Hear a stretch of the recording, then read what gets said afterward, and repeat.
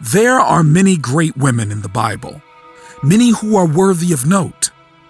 The woman with the issue of blood, she believed so strongly in the power of Jesus that she only needed to touch the hem of his garment. Ruth, the Moabite, she stood in faith and followed God despite everything life had thrown at her. And then there's Deborah, one of the most influential women in the Bible, known for her courage and wisdom. But there's one woman who I'd like to pay close attention to. Like the woman with the issue of blood, she too is unnamed. But our God is a good God, and whether your name is known or unknown, God still sees you. This woman is the Shunammite woman. She's introduced in 2 Kings chapter 4. The prophet Elisha is on his way to Shunem. And so this isn't the first time she has seen Elisha, but in verse 9, the Bible says, "And she said to her husband, 'Look now, I know that this is a holy man of God who passes by us regularly. Let us make a small upper room on the wall and put a bed for him there, so whenever he comes to us, he can rest.'" There are lessons to be learned from this woman. Her desire was to minister to the man of God Elisha, and so pure were her intentions to serve God that she did go ahead and accommodate Elisha. And he was so moved that he wanted to know how God could bless this woman and what she wanted. She constrained him, the Bible said. She constrained him. And finally, he stops. He's on the road of Shunem going to Carmel. But here's a woman who recognizes a man of God, recognizes the work of God, and says, "I want you to receive what I have. I want to be a blessing to you." And she comes to her husband. She says, "You know what? Now that we've had a chance to eat with him, now that we've had a chance to meet him, now that we've had a chance to get to know him a little bit, I perceive." This is another thing that made her great. "I perceive this is a man of God." Not only was she a giver, she was discerning. You need to be a discerning people in this hour and in this day. If you want to be like that great woman, you're going to have to be able to discern the difference between what is spiritual, what is carnal, what is fleshly, what is devilish, and what is of God. This woman was willing to say, "God, just show me what is of God and I'll support that." And she said to her husband, "You know what? I perceive that this man is a man of God." The man of God receives the blessing, and one day he's lying there in the room and he says to Gehazi, "Go get that Shunammite woman." And it's interesting in the text that he doesn't really talk to her directly. He talks to her through Gehazi. And she's standing at the door and he says, "Ask her what she needs." The Shunammite woman was blessed with a son, and as the years go by, her and her husband enjoy their only child, God's gift to them. A child that reminded them of God's goodness and faithfulness. A child that symbolized a blessing in their life. But one day, life, as life so often does, sent a challenge. Tragedy struck their household. The son whom God had given them, he died. And everything in her goes, "No. No. No." She shakes him to see if he's shaking, to see if he could be revived. She shakes him. Tears begin to roll. Blackness begins to envelop her mind. Her heart is up into her throat. She gets dizzy all over.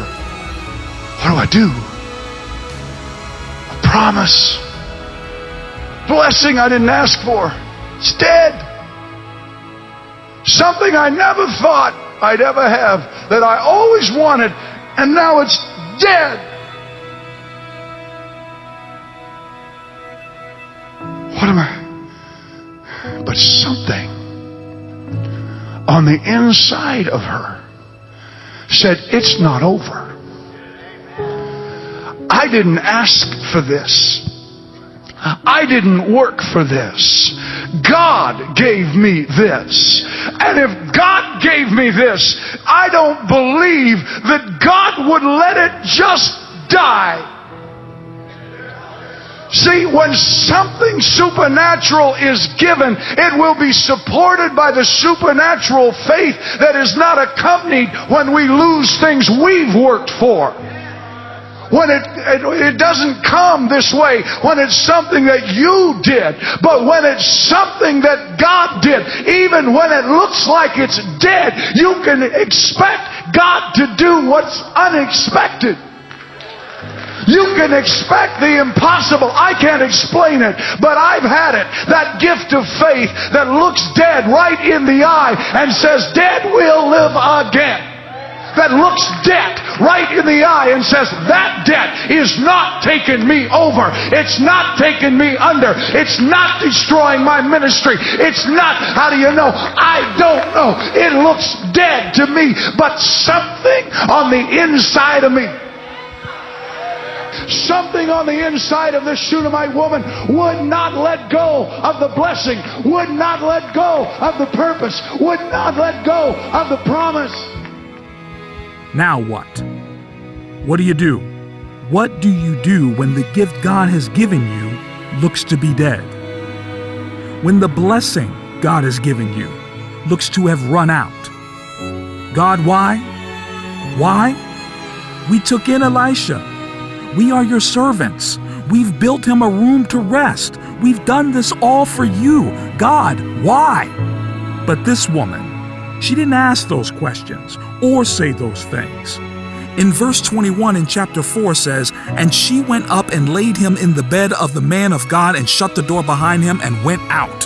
When her husband asked what's wrong, part B in verse 26 says she answered saying, all is well. When Gehazi, Elijah's servant, saw her, he asked, is everything okay? She answered, all is well. It is well. See, nobody else will understand what you've got to go through. Nobody else can get where you are. No one else can stand in your shoes and take your place. You've got to say, it is well. It is well. Because sometimes when you tell your husband and you tell your wife what God has said, they say, let's just go have a funeral. Let's just go bury it. Let's just go forget it. Job's wife said, why don't you just curse God and die? But something inside her said, it is well. It is well. It is well. Until she got to Elisha, the Bible says, she caught hold of his feet and questioned the man of God. Elisha then instructs his servant with what looks to be her answer. Go and lay my staff on the face of the child. But the Shunammite woman's child did not awake. Then Elisha himself had to go. And so Elisha went. And when he got there, the Bible says he shut the door and began to pray. He prayed until the child came back to life. There are several lessons to be learned here. This woman had the spirit of discernment. She discerned that Elisha was a true man of God. Once she discerned this, the Shunammite woman was hospitable to God's servant. She respected the person whom God had chosen to use. She accommodated and she enabled the work of God to be done. Third, she was influential to her husband. After she discerned, but before she acted to accommodate Elisha, she spoke to her husband first. Verse 9 in 2 Kings chapter 4 says, and she said to her husband, look now, I know that this is a holy man of God. She got her house in order first.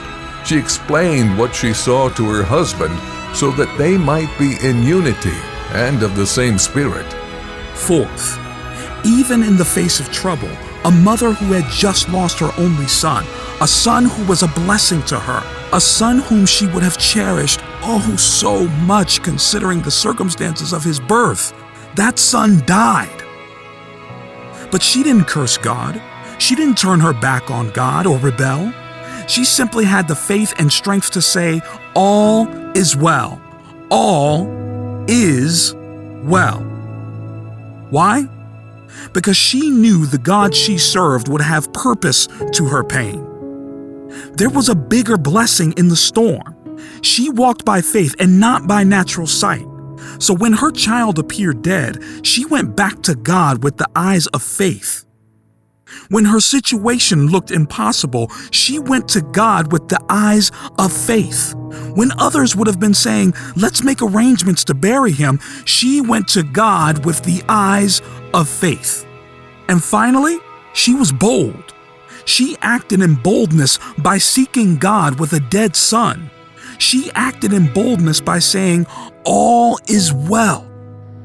Some of you are on a journey right now between Shunem and Carmel. Wait a minute. I got good news. You're not headed to Carmel. You're not looking for Elisha. You're headed to Calvary. Hey! You're headed to Calvary because you don't need a prophet. You don't need a preacher. The only one that can fix your problem is a man with nail prints in his hands. The only one that can do for you what you need done is not your preacher. It's not your psychologist. It's not your doctor. And it's not your friend. You gotta get to Calvary. You gotta get to Calvary. You gotta get to Calvary. Why? Because right there, Jesus paid for everything that you need.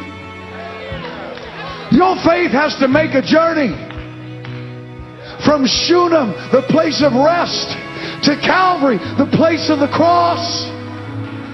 And man, you got to have the same attitude. I don't care what they say. I don't care how they talk about me. I'm going to the cross. I believe the answer's in the cross. Go ahead and beat that donkey, and don't you stop. I don't care what they think of me. I don't care what they look like. I don't care what they say about me. I'm going to the cross. I know the answer is there. I'm not going to stop. I'm not going to desist. Something inside of me says, if I could just touch Calvary, my problem will be resolved.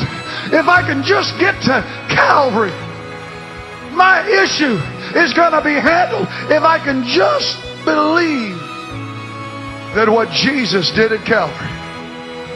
So be inspired by this woman in the Bible. Trials may come, but God is still faithful and good.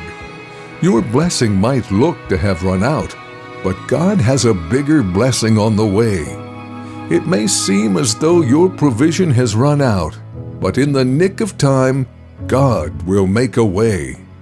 In everything you do, trust God, and trust God first.